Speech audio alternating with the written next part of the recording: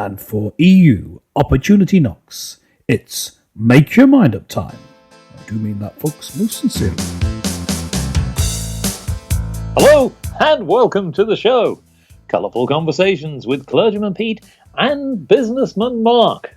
This week, we debate Opportunity Knocks, multiple ways to leave the EU. Well, it seems that members of Parliament have multiple opportunities to give the public the final say over whether the UK leaves the EU.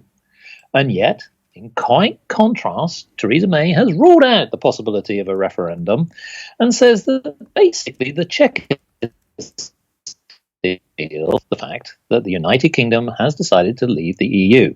Brexit is Brexit. That's it. Unfortunately, where we stand right now is that although there are multiple ways to leave the EU, nobody seems to know exactly how to do it. Yes, we're getting to the point now where we're running out of time, folks. Well, what are those opportunities? Some may say that actually it's not wide enough. We need to give the public another vote.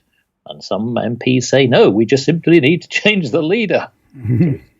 Well, yes, I think the best way to think about this is to just consider when opportunities open up, what really is the best thing to do? There are so many opportunities. And let's start with the thought in a little poem. It's called Knock Knock. When the window of opportunity opens wide, it frames the prospect of prosperity as you eagerly peer inside.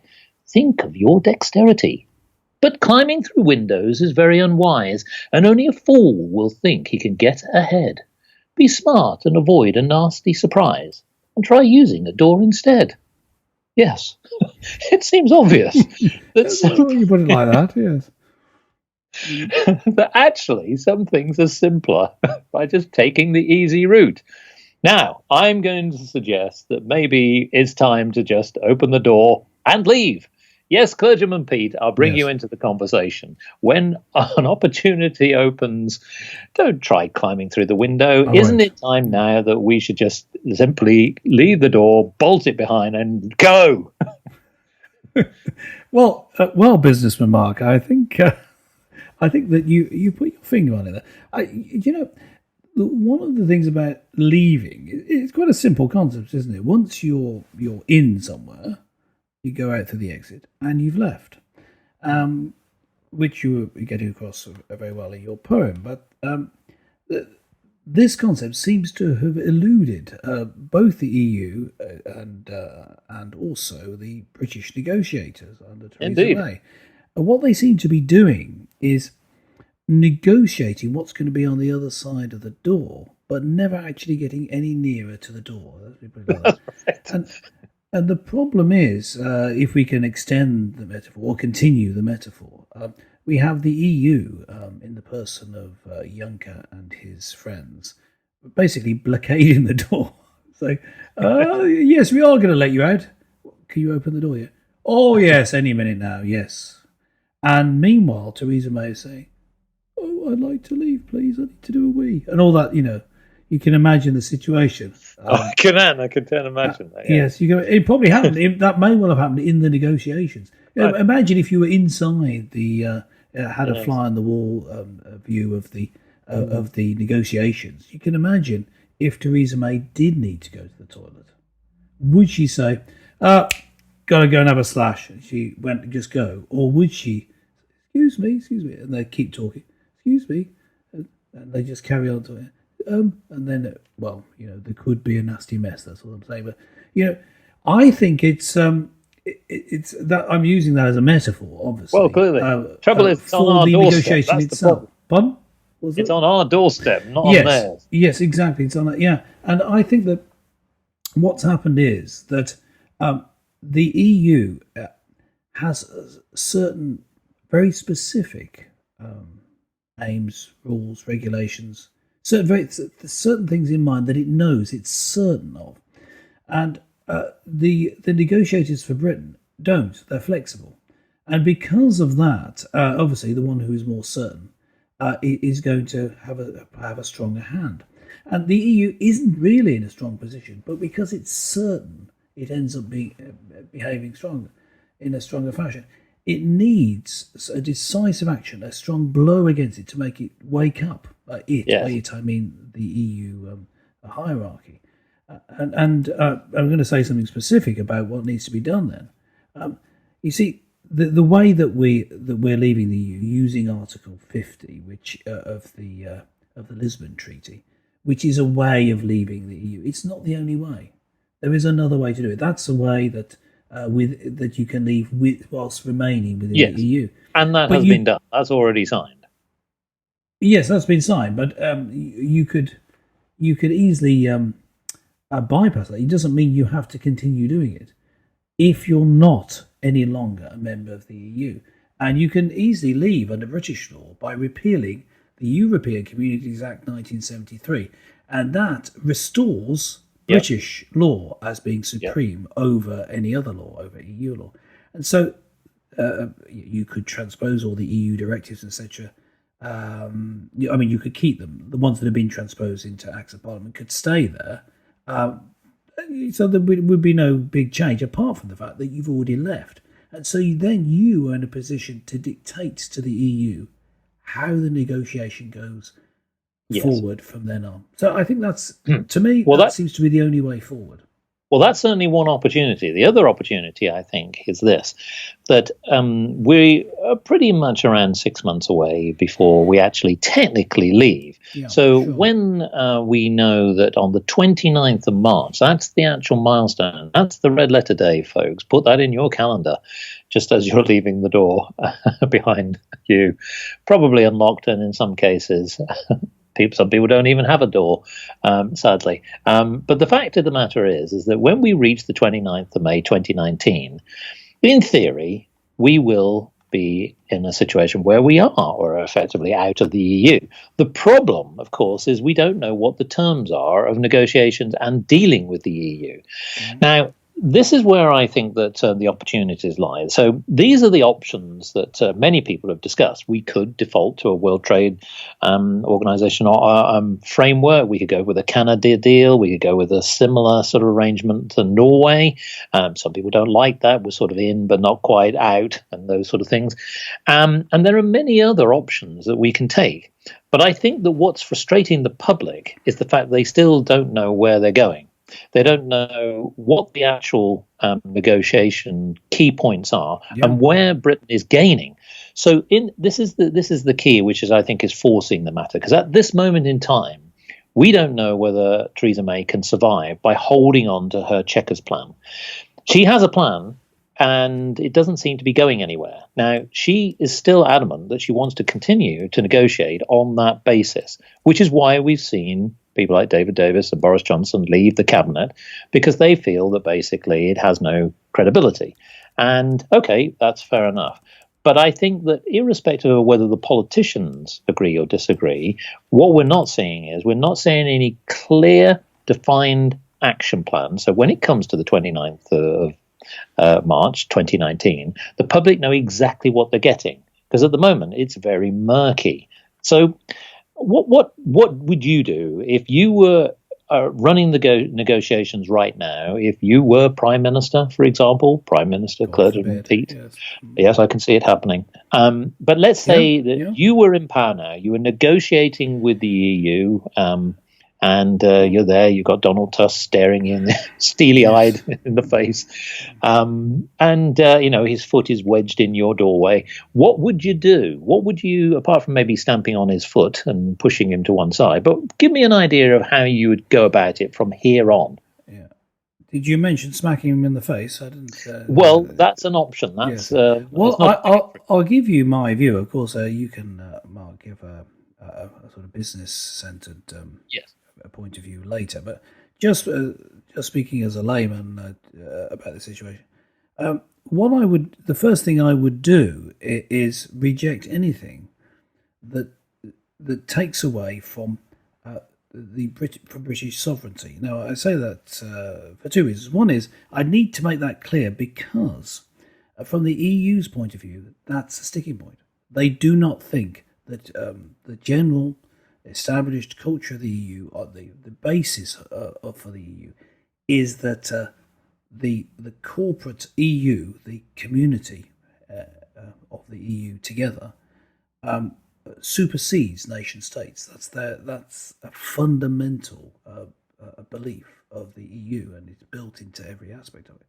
So we need to that point would need to be got across. Now, that would mean that you couldn't keep to the Chequers plan, because the Chequers plan, I suppose its main differential from other plans, is the concept of joint jurisdiction, where you have a framework for establishing any UK-EU agreements, which is interpreted in the UK by UK courts and in the EU by EU courts.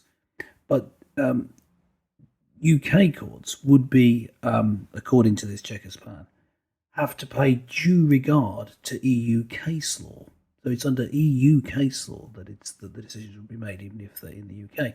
So you're actually remaining under EU law. That's first. Yes. Thing. So that's some sovereignty given away. Now, the second point to say is that when we started to join the Europe, the European Communities Act 1972, joining the EEC as it was then. Well, in doing that, that was unconstitutional according to the British Constitution, because we're effectively establishing another parliament, an addition to the Queen's Parliament. That's right. So it's unconstitutional. So that's why I'm saying what I said earlier, and I'll repeat now. This is what I would say in negotiating: is that, look, under international law, this isn't allowed anyway. It's illegal because it's against our parliamentary laws, against our own constitution. And so if it were taken to an international body to decide, outside of the EU and Britain, almost certainly they decide in Britain's favour that we shouldn't actually be a member in the first place. So once you establish that and say, look, this cannot be the case, you cannot have any jurisdiction over British law, then you're in a position to negotiate. And I believe that that's something that they couldn't the EU couldn't negotiate with. And so therefore we'd have to repeal the Communities Act, as I said, and start from that position. In other words, you don't start from the position of, yes, we want to be friendly, we want to have some give and take. No, you start from saying, look, this is unacceptable. The current situation is unacceptable. We've got to get out of that before we can make any negotiation.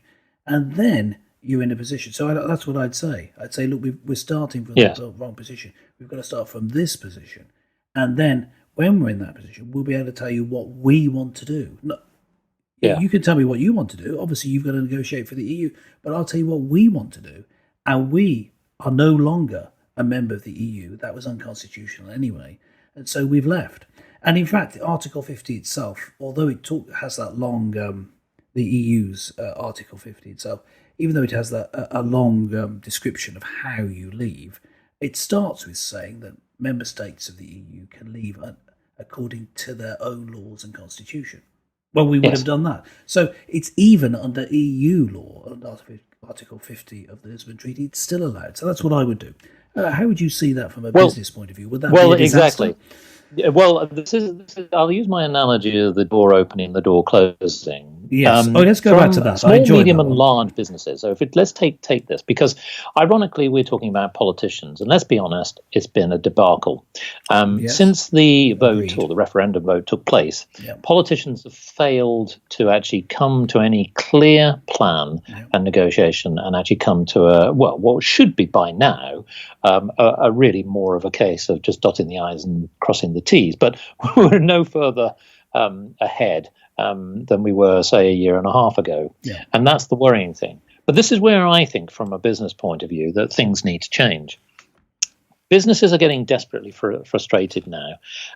It's impacting the bottom line. In fact, some businesses have already started to make a clear point.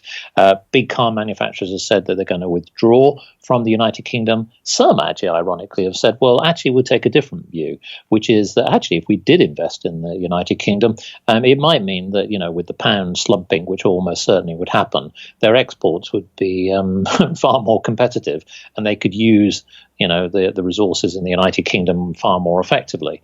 But the point being is there's no clear picture. And in business, what you don't want is uncertainty. Yeah, and I think, in my opinion, what needs to happen now is business leaders, small, medium, and large, need to put greater pressure on leaders. And I think in some ways that we have to sort of bypass the politician, because the politician is floundering. Yeah, I know you have to work under law, but don't forget there's also trade law. There's trading as in industry bodies, and there are specific laws that you have to comply to, which in certain cases relate to the EU, and in some cases it's country law, particularly on things such as use of chemicals, whether it's in development of products, whether it's development of food, etc., about what you can and you cannot do.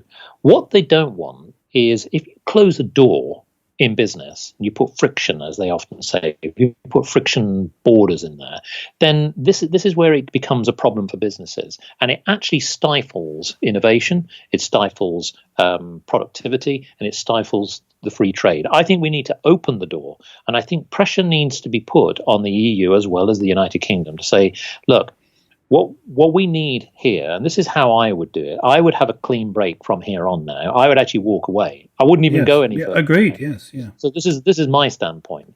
I think it was right that after the referendum result, which, as we know, was very close, and I know that some people wanted to stay and some people didn't, but the fact of the matter is, what should have happened is there should have been a negotiation period, but I would have only have left it for about a few months, not 2 years to go to where we are now is we've got more confusion than we had in the past. Yeah. And so what I would be inclined to do is I would actually now believe that industry representatives should come to the table and actually thrash out an agreement to say this is how we're now going to trade with you, because what really matters? Well, ultimately, it's the economics, the business. Business in many ways, and I don't just mean business on manufacturing, because business is on service as well.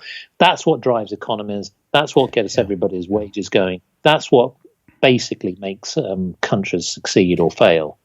Yes. If we close the door, which is what's happening now, because basically we've got a door that's sort of swinging half open, half closed, half open, half closed. It's like one of those strange situations where we've given the keys to the door to incompetence, and they can't really work out whether they should be climbing through the window, sitting in the attic, going in the basement, or they just haven't got a clue either how to get through a door. I would do the following. Yes, well. I would leave now. So you would do what I said, revoke the Communities Act, yeah. I would revoke the Communities Act immediately. Yeah. I would then go back to various stakeholders, which includes politicians as well as business leaders, and within this point between now and the end of 2018, negotiate a framework of operating to basically make a frictionless border between the United Kingdom and Europe, as well as other parts of the world, to be able to freely negotiate trade in whatever way that they want. Now, there's one point that we talked about off air, which I thought was a really important point, which is actually countries themselves have their own laws, which actually sets a standard, meaning that the United Kingdom has as it stands, and so on. But actually, they all uphold a pretty high standard in terms of manufacturing levels, service levels, and so on. And actually, you can just simply say to those different countries, we will work with you within your own laws. So if we're trading with you, Germany, work with your standards and vice versa. And I know there's going to be one or two areas that needs to be tidied up because, these things are important. But the biggest economies, let's be honest, is going to be Germany, UK, France, maybe Italy, possibly one or two other ones. But actually, we're not talking about a lot of people within the whole of the community. I agree with that. Now, I'd start to get that negotiation going. The politicians are actually hindering the process; they're not helping the process. I agree. We if we leave, then we can then start negotiating with people, including people in the EU, countries in the EU.